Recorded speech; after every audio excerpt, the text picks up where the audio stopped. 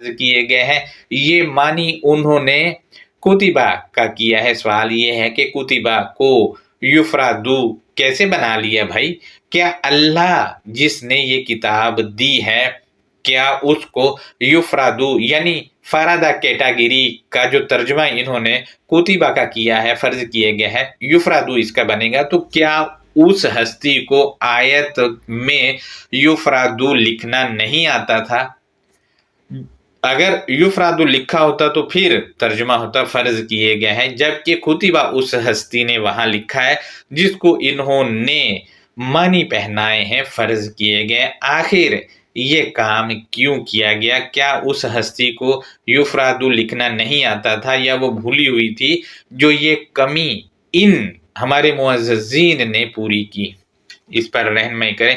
اور یہ فرض اس وجہ سے ترجمہ میں لکھے گئے کیونکہ ان کا عقیدہ ہے